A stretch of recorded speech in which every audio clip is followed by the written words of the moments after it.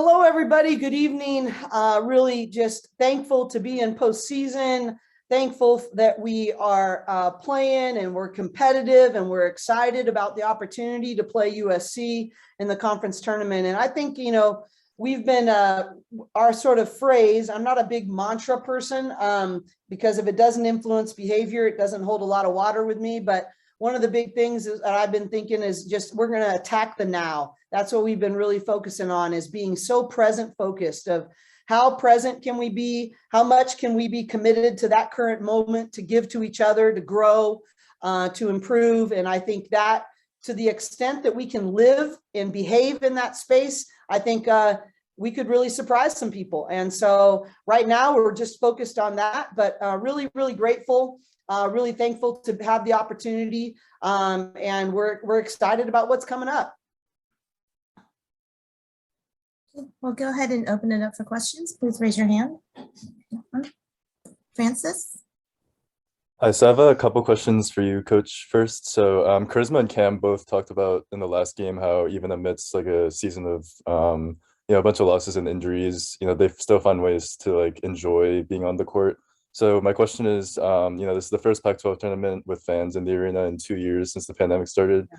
So what does it mean for you guys to be able to play in this tournament, especially after everything you've been through this year? I think that, Coach Wooden used to say something to me that I don't think I understood the power of until later, but he said, it's really make sure if you ever have a chance to lead a program that it's not just good for you, it's not just good for your team, or even the university, but it's good for the baker, the banker, and the total community that surrounds your team.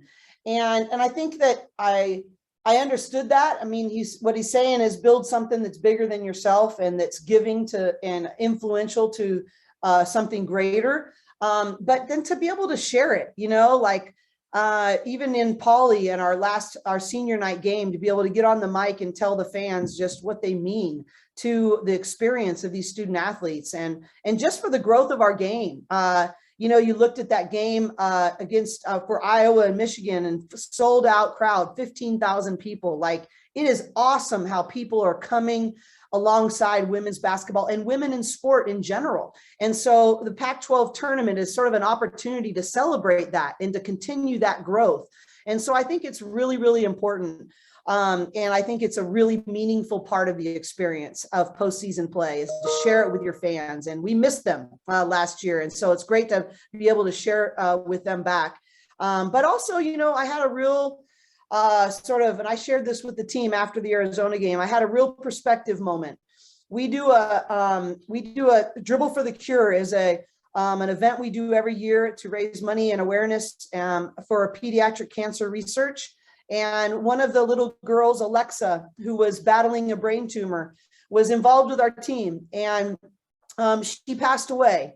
And I didn't even know that her aunt was going to be at the game, but she brought this poster to the game, and with a big picture of Alexa and a picture of Alexa and myself, actually, and she handed it to me right before the game and said, "Alexa's here with us in spirit. You have affected your team has affected our family so much. You've just made such a difference in such a difficult time."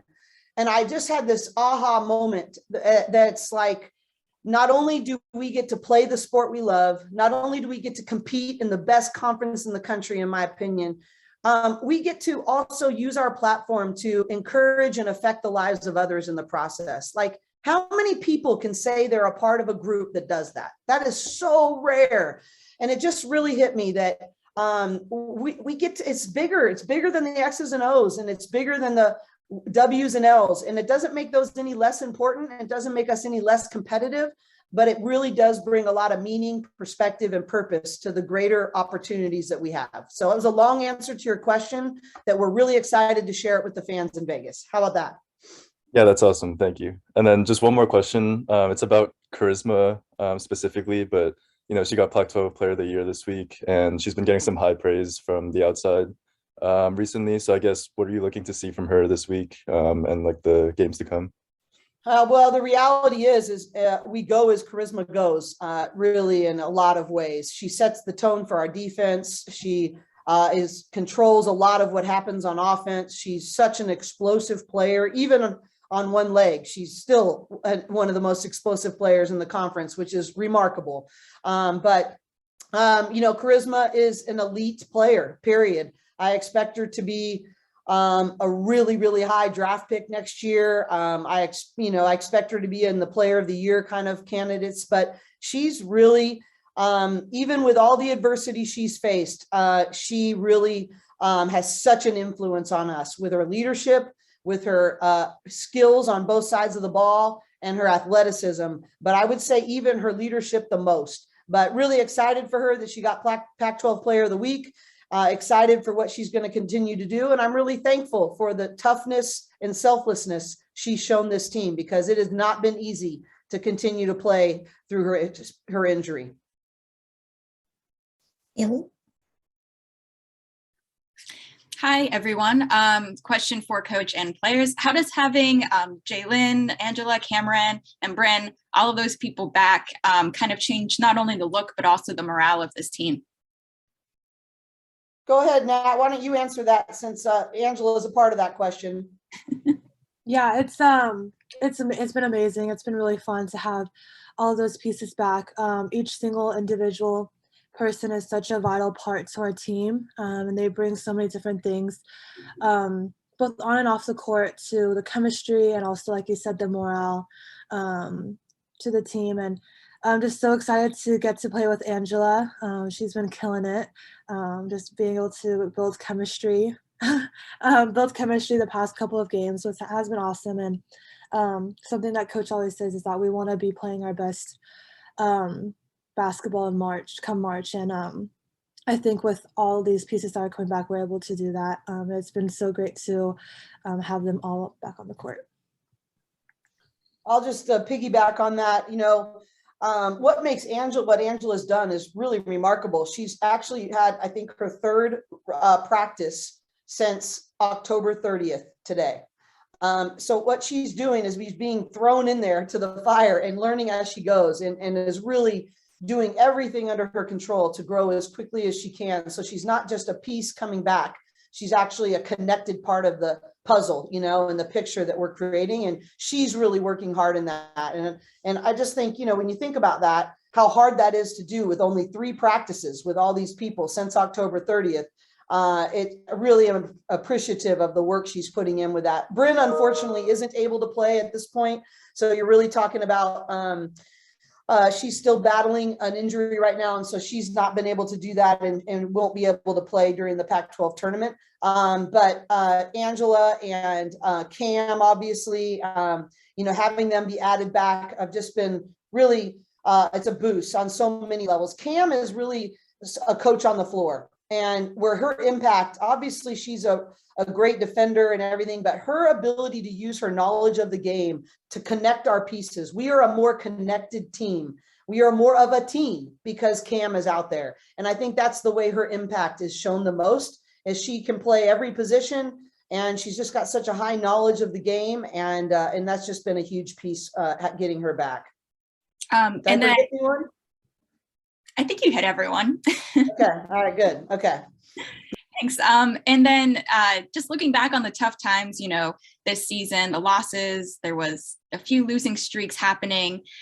Just looking back on those, what's the biggest thing that you guys learned from that time? And I think that question even applies to Angela a little bit, like seeing that on the sidelines as well. Angela and Nat, you guys take it first. I go first. Sorry. Okay. Definitely watching us struggle sometimes. It was hard to watch, just because, like, I want to be on the court, I want to be able to help them, but there's only so much I could do from the sideline. And yes, I can cheer and pour my heart out when I do that, but it still isn't exactly the same. So I just remember certain moments during the season, like when we were losing, like I look at people's eyes and it's like fear and sadness, and it's just not like a good feeling. So definitely being back, it's just I don't want that to translate now. It has at the beginning when I started, but we're slowly going up, and we hope to continue to go up. Yeah. For me, just like it's been great to see like kind of the resilience of this team, because I mean seasons just go up and down, and just like my kind of motto is like ride the wave, and so just being able to ride the wave with my team has been great. But yeah, definitely a lot of resilience, and for like the big games that we are like having fun and experiencing joy, like that's just so much sweeter, especially with this group of girls, because we do put in a lot of hard work, and so when we are able to see that, it's just, and being able to experience that, it's just even more greater. I think the bottom line is in this season of life, let alone basketball, everybody's got a story, and there have been really hard things for a lot of people, and our hard things have come predominantly in basketball. And aren't we lucky that that's, I mean, in the big scope of life, right? But I think that we still have a choice that when hard things come, and they have come, there have been a lot of disappointments, and a lot of things out of our control, a lot of battles that we've been fighting.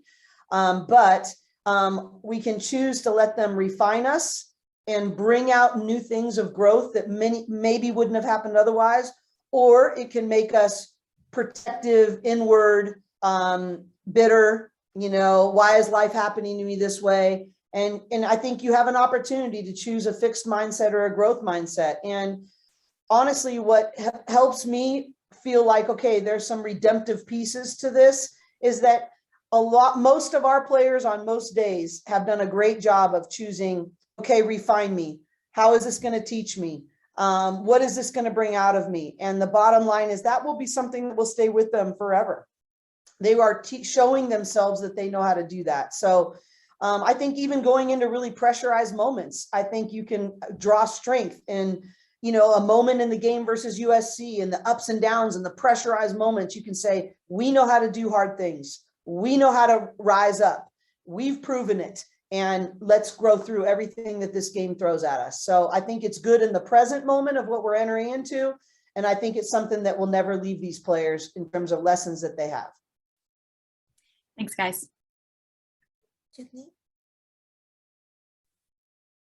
Hi guys, so this is for Natalie and Angela. You guys talked about being kind of playing your best in March, and you're coming off this sweep in Arizona. How would you kind of describe the mood and the just tenor of the team finishing the regular season off on such a high note? I'm super excited for playing USC, just because, again, we beat both Arizonas right now and we're feeling pretty good. And then we also beat USC before we had a lot of our team. So I'm hopeful. I'm really hopeful that we're and confident that we're gonna do good in the tournament. But after, I think, Arizona, I think it was just like a relief. The first Arizona game, we knew exactly what we had to do and we executed our game plan. And then the second Arizona game, it was just like, okay, let's do it again. No pressure, no nothing, but we got to do it. So we ended up doing really well, and I'm really happy about the results. But yeah, we just have to keep working so we can get USC and the rest of them. Yeah, just picking back, just going off of what Angela was saying. Yeah, I think it was today, Coach Tasha, before like film and stuff, we were working on our mental training, and she had put on like the board things that we did well and then things that we want to repeat for this past weekend. And there's just a lot of great things that as a team we believe that we can do again. Felt like we just have more belief in this team. We always believed in ourselves, but just being able to see it like playing out on the court was really great. So yeah, we're all really excited, and we know that we're capable of really big things, and so we're really excited. For Angela, Coach mentioned how quickly you kind of reintegrated yourself in the team with so little practice. So how were you kind of taking mental reps, or how did you make sure you were able to come back so quickly, even with so little practice? Like, what were you doing to stay engaged while sidelined? I was trying to focus as much as I can, especially when you're injured. It's hard to just watch practice. I mean, I prefer to be doing something, do like rehab or something while I watch, just so I could do something. I don't know if that makes sense, but like I can't be sitting still and watching practice the whole time. So I think the fact that I was doing rehab and watching the same time and knowing what's going on, I'm still making a lot of errors, but we're correcting it as we go. But yeah, I think just watching the group in front of me and knowing, okay, like this is what I have to do and these are the looks. And then I always have coaches telling me something, or even my roommate KJ, I always go up to her and I'm like, okay, like what do I do? What should I do better? What should I keep doing? And she's always in my ear, which was really helpful. And it's not just her, it's literally the whole team. It's like they always have something for me to improve on or to keep doing, and it's always positive encouragement. Or yeah. Angela, tell her about all the film study you've been doing though throughout the whole year. You've really paid the price even outside of practice and what you've been doing that way.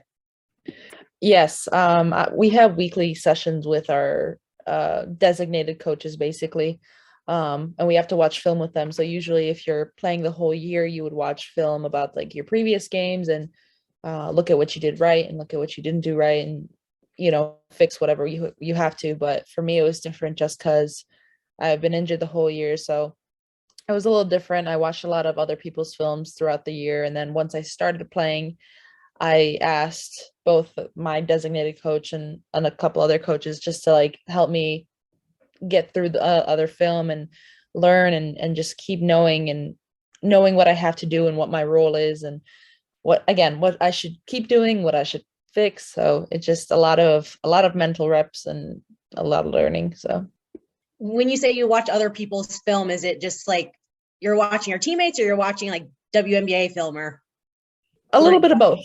A little bit of both. Sometimes I'll watch Nat and she's shooting threes and my coach would be like, that's what you got to do. I'm like, okay.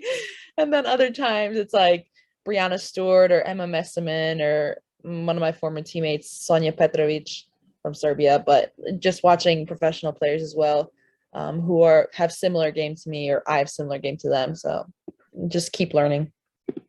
And for Coach, this is kind of an unfamiliar position for you guys. You go into the tournament or Pac-12 tournament on the bubble a little bit. So what are you kind of looking at as what you need to do or what you need to show to move off of that bubble heading into the NCAA tournament?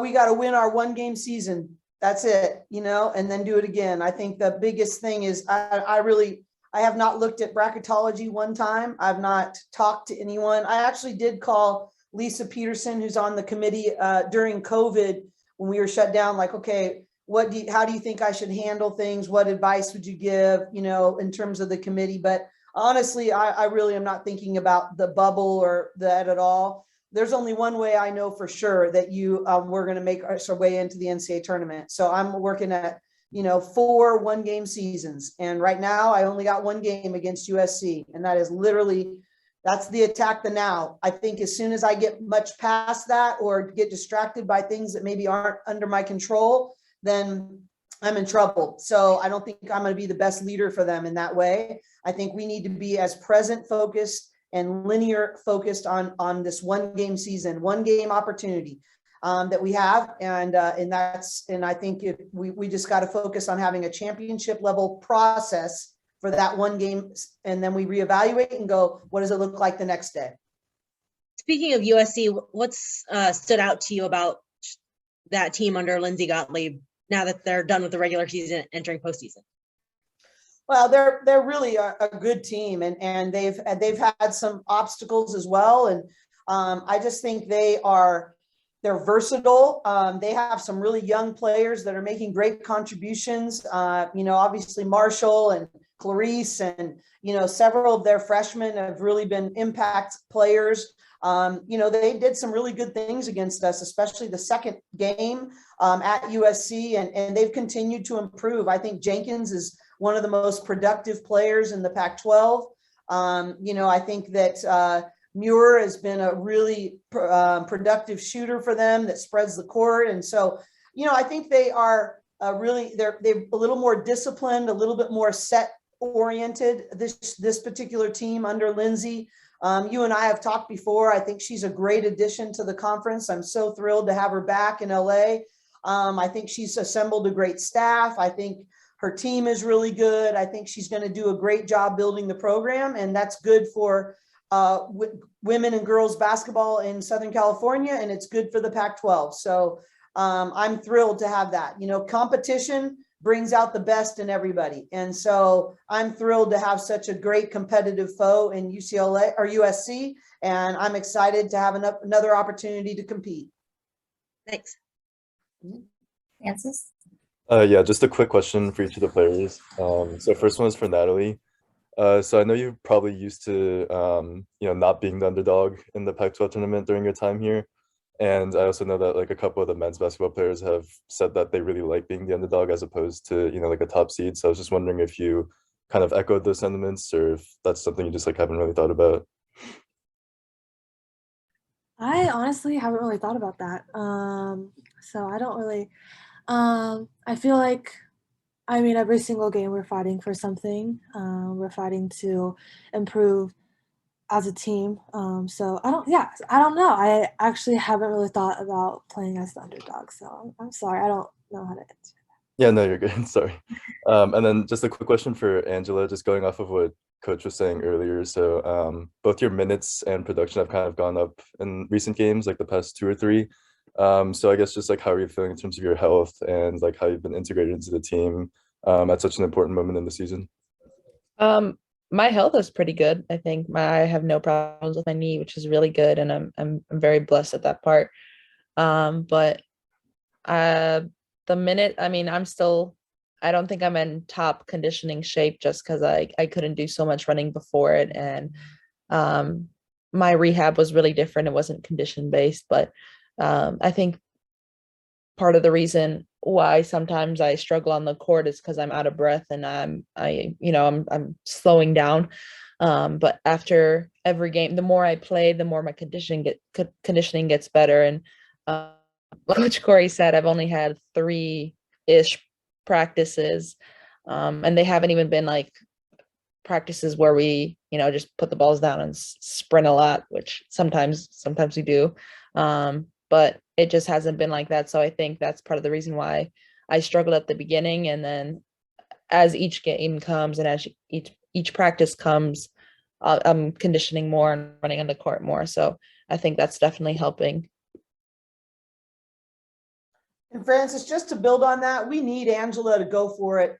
She is one of the most versatile scorers for us. And I was saying in our staff meeting, she's got a nose for the hoop, and for different ways she scores in, with her back to the basket. She's, I think, an elite driver off the bounce. She's, got a really nice jump shot. She just keeps you honest. She's really, really skilled, but she's an elite defender, especially when she's switching out on guards and keeping her in front. She's a huge part of what we need to do in this weekend, but specifically on Wednesday. And we're just thrilled with how she's coming along. And it's not easy. I'm not easy on her. She can tell you I'm tough on her, but that's because I believe in her so much. And she's really, we need her to stay aggressive and confident and to go for it and continue to learn as she goes. Awesome. Thank you so much. Any other questions? And just in the spirit of, going into March and the postseason, and a year ago, we were having these serious sort of gender equity conversations surrounding the NCAA tournament. And, just really grateful for you guys being here to cover these women, to tell their stories, and just, you're a big part of raising the exposure of women's basketball. And I've really just been thinking about that a lot, of how far we've come and how hot women's basketball is around the country right now. Engagement is up on digital platforms, on reading platforms, on linear television, on so many different things. And I just want to thank you all. Let's continue to build this together. Let's continue to build the enthusiasm to celebrate these amazing women, the way that they master their craft. And I just think that we're about to experience one of the most special times in the growth of women's sports, and specifically women's basketball. And you all are part of helping us do that. So thank you for that. Thanks, everybody.